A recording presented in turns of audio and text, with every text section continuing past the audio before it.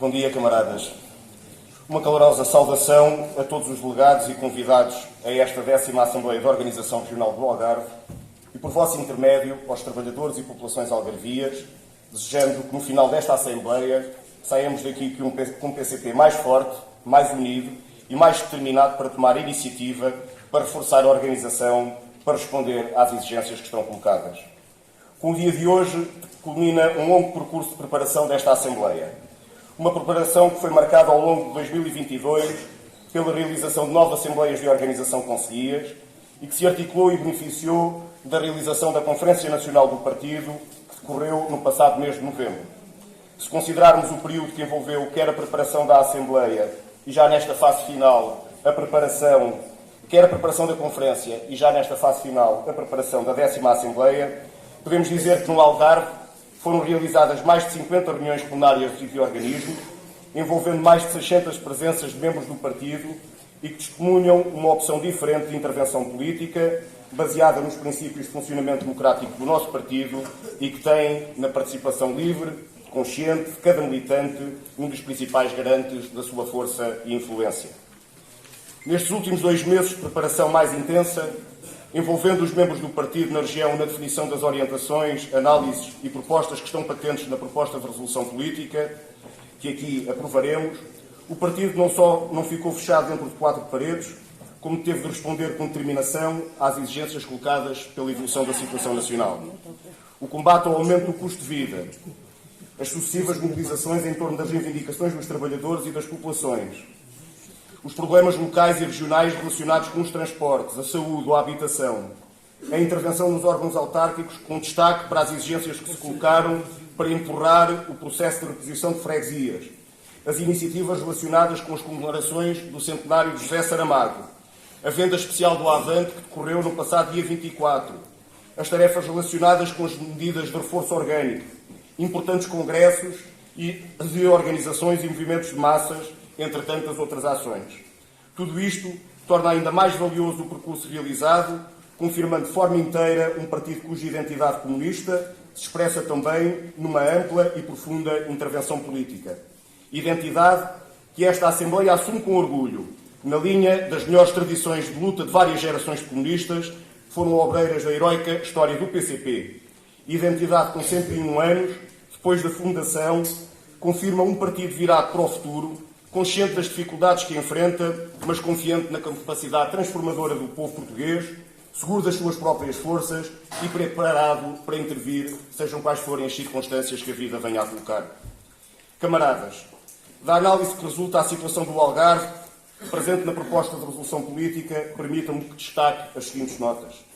Sendo irregular o percurso que envolveu o período que decorreu desde a última Assembleia da Organização, o traço mais significativo que sobressai é a enorme fragilidade do tecido económico regional face aos impactos, crises e aproveitamentos que marcaram estes 4 anos e que traduzem as consequências de um desenvolvimento anárquico das forças produtivas, a excessiva dependência, cada vez mais agravada, de um único setor económico, o turismo, a desvalorização das atividades produtivas, a fragilização dos serviços e do investimento público, a aposta num modelo baseado em baixos salários e precariedade, o domínio do grande capital sobre os principais setores económicos da região. No espaço de uma década, primeiro com a concretização dos PECs e do Pacto de Agressão das Troicas, depois com os impactos e aproveitamentos resultantes da pandemia, a região do Algarve, já fragilizada por décadas de política de direita, foi sacudida por 2 violentas crises que se traduziram mais do que em qualquer outra região do país em quebras significativas do PIB, do emprego, dos salários e no aumento das falências, da pobreza e de outros flagelos sociais. A degradação da situação económica e social que se verifica no final de 2022, resultante do desaproveitamento da guerra e das sanções e da ausência de respostas do Governo, fazem novamente temer pelo futuro da região, uma vez que as suas principais debilidades não foram, entretanto, corrigidas. É certo que, a par da região de Lisboa, o Algarve foi a única que viu aumentar a sua população nos últimos 10 anos.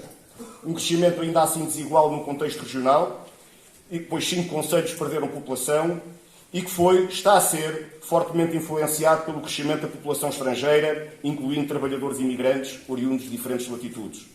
Se dúvidas houvessem, a questão dos salários revelou-se em todo este período como uma questão central para o desenvolvimento regional. Se olharmos para a região do Algarve, confirmamos que se é verdade que houve um crescimento significativo do turismo, com mais turistas, mais passageiros, mais dormidas, mais receitas, mesmo descontando os anos da epidemia, não é menos verdade que esse crescimento que foi alcançado não se refletiu de forma justa. Os níveis salariais existentes na região no setor do turismo confirmam que em 2021 o salário real destes trabalhadores é ainda inferior ao que se registava em 2011. A precariedade transformou-se na porta de entrada, mas também na porta de saída de milhares de trabalhadores que vivem na intermitência permanente. As empresas de trabalho temporário passaram a ser os negreiros dos novos tempos, vendendo mão de obra barata, à semana, ao dia e até à hora. Baixos salários, precariedade, desemprego, é este o circuito para onde são atirados milhares de trabalhadores algarvios. E para onde vai então a riqueza criada por este setor na região? Infelizmente, uma parte cada vez maior nem fica no Algarve, nem fica sequer no país.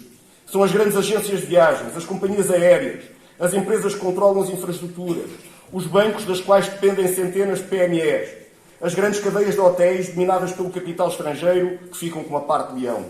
E até as milhares de micro, pequenas e médias empresas que compõem grande parte do tecido regional são cada vez mais esmagadas pelo peso dos grupos económicos.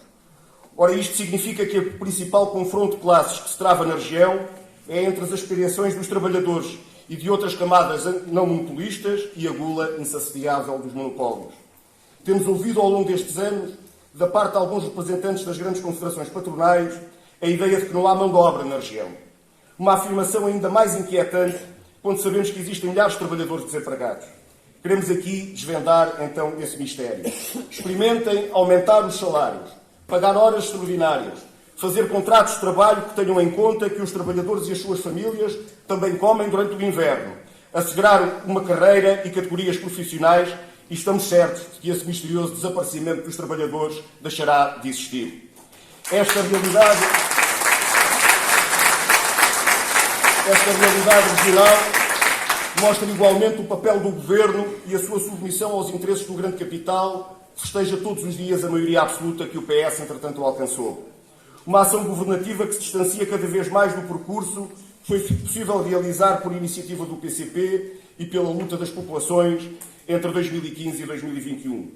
Uma ação que, objetivamente, é convergente com as opções da direita, com as opções do PSD, do CDS, do Chega e da Iniciativa Liberal.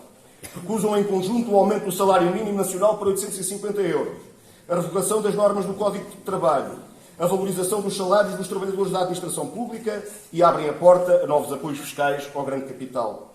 Recusam em conjunto o controle e a regulação dos preços para travar a especulação, tal como a efetiva taxação extraordinária dos lucros especulativos e monopolistas, e convergem com a liberalização dos mercados, que asseguram lucros brutais por conta do afundamento do país. Recusam o reforço do serviço público, a valorização das carreiras e profissões, a fixação de trabalhadores, e convergem na cedência aos interesses dos grupos privados do negócio da saúde. Recusam a intervenção do Estado na garantia do direito à habitação, regulando o preço das rendas, impedindo que a subida das taxas de juros se reflita nos encargos das famílias, promovendo em larga escala a disponibilização de habitação pública e convergem na atribuição de cada vez mais benefícios fiscais à especulação imobiliária. Recusam a abolição das portagens da via do infante, o resgate das concessões dos grupos económicos e entendem-se para impor uma nova parceria público-privada à região, desta feita por um novo Hospital Central que está há mais de 20 anos por construir.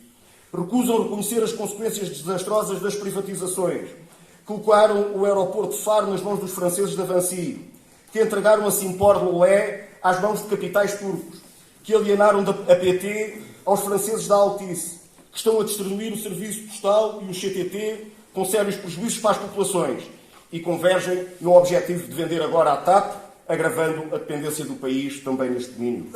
Recusam o aumento do investimento público, a construção de equipamentos e infraestruturas que a região reclama há décadas, tudo em nome do déficit e das contas certas, tudo porque se recusam a ir buscar aos lucros dos grupos económicos e ao incremento da produção nacional os recursos que são necessários para que o país avance e o povo viva melhor.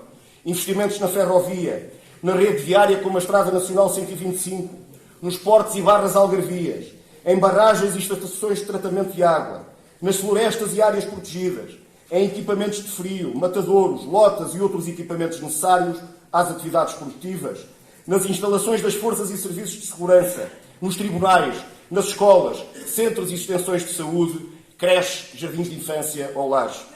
Sim, camaradas, os anos passam e uma região que teria todas as possibilidades para se desenvolver, para fixar e atrair população, continua a marcar passo. Uma região que, como tantas vezes o PCP tem afirmado, precisa de ser não apenas um bom local para passar férias, mas também uma terra onde se vive e trabalha com direitos e dignidade. Camaradas, ao longo do dia, ouviremos das várias organizações do partido o seu testemunho sobre a situação nos seus concelhos e setores.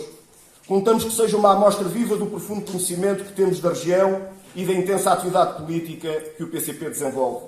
São muitas as dificuldades, é certo, mas não nos escondemos nem nos encolhemos perante as mesmas. A intervenção do partido na região do Algarve é ampla, diversificada, intensa. É assim em Alcoutim, quando lutamos há anos pela construção de uma nova ponte internacional. É assim em Castro Marim, quando pela ação do partido o sal foi considerado como produto biológico pelo Parlamento Europeu. É assim em Vila Real de Santo António, onde somos a única força política que alertou e combateu as grandes negociatas das maiorias PS e PSD na Câmara Municipal e se afirma como alternativa a essa gestão. É assim em Tavira, quando nos batemos pela defesa do Centro de Experimentação Agrária ou pela construção de uma passagem pedonal no acesso à ilha. Em Olhão, os mariscadores e viveiristas sabem que podem contar com o PCP pelo direito a viver e a trabalhar na Ria Formosa. Em Faro, as associações culturais que ainda agora ficaram sem apoios por parte da DG Artes, como é o caso da Companhia Teatro do Algarve, com a qual reuniremos na próxima segunda-feira, sabem que podem contar connosco. Em Sombral de Estado Portel, os utentes do Centro de Medicina e Reabilitação Física do Sul têm presente a intervenção do partido em defesa deste importante serviço público. Em Lolé, foi o PCP que recentemente denunciou a degradação do serviço da Caixa Geral de Depósitos ou encerramento de estações do CTT. Em Albufeira, os trabalhadores do Inatel, dos Salgados, do Plain Cliff, entre outros, sabem que é com o PCP que podem contar na luta por melhores salários. Nos municípios e freguesias de Silves e Messines, os comunistas e os seus aliados dão o exemplo do trabalho, da honestidade e da competência ao serviço das populações e do desenvolvimento daquele concelho. Em Lagoa, o PCP levou a debate os problemas ambientais, denunciando a natureza do capitalismo. Nos Bombeiros de Monchique, denunciámos as ameaças dos incêndios que se colocavam à Serra Algarvia e confirmámos a necessidade de outra política para a agricultura familiar e o mundo rural. Em Portimão, mobilizamos as populações em defesa do Hospital do Barlavento. Em Lagos, mesmo sem nenhum eleito na União de Freguesias de Barão, São João e Bensenfrim, o PCP foi a força motriz para que se venha a confirmar a reposição de freguesias reclamadas pelas populações. Na Vila do Bispo, o PCP é a presença assídua junto dos pescadores do Porto de Sagres, exigindo os investimentos há muito adiados. Tal como em Algesur, a quem os produtores de batata doce reconhecem uma intervenção distintiva ao serviço da produção nacional. E até em Lisboa, quando nos juntamos às muitas jornadas de luta convocadas pela CGTP-IN, que daqui saudamos, como foi a do passado dia 25 de novembro, contribuindo para a mobilização dos trabalhadores e populações do Algarve, na luta por uma vida melhor, luta essa que continuará já na manhã do próximo sábado, com a manifestação que foi convocada pela União dos Sindicatos. É assim o Partido Comunista Português, um grande coletivo partidário, uma força imensa que intervém para transformar a realidade regional e nacional. O partido que esteve e está na rua. Nestes 4 anos, multiplicaram-se as iniciativas como tribunas públicas, as visitas a bairros e instituições, e centrámos a nossa ação no contacto permanente com os trabalhadores. Hoje, fruto dessa intervenção, podemos dizer que conhecemos melhor o chão que pisamos. Neste período, enfrentámos também exigentes batalhas eleitorais. Não conseguimos eleger um deputado comunista pelo Círculo do Algarve. Uma perda que tornou mais difícil, mas não impede a nossa intervenção, como se verificará já na próxima segunda-feira, com uma jornada de trabalho do camarada João Dias, dedicada às questões da saúde aqui no Algarve. Nas eleições para o Parlamento Europeu e eleições presidenciais fizemos uma campanha no terreno como mais ninguém fez. E nas últimas eleições autárquicas a CDU elegeu vereadores em Lagos e Vila Real de Santo António e foi a força maioritária em 3 freguesias, consolidando também a maioria absoluta na Câmara Municipal de Silves. É um facto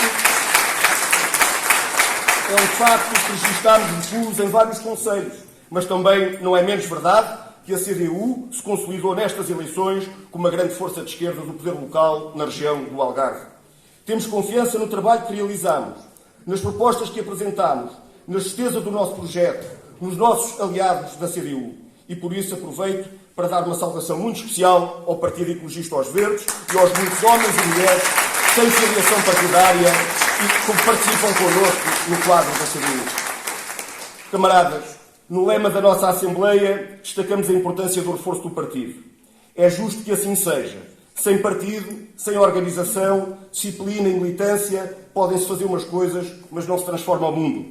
Daqui valorizamos e saudamos os cerca de 120 recrutamentos realizados nos últimos 4 anos.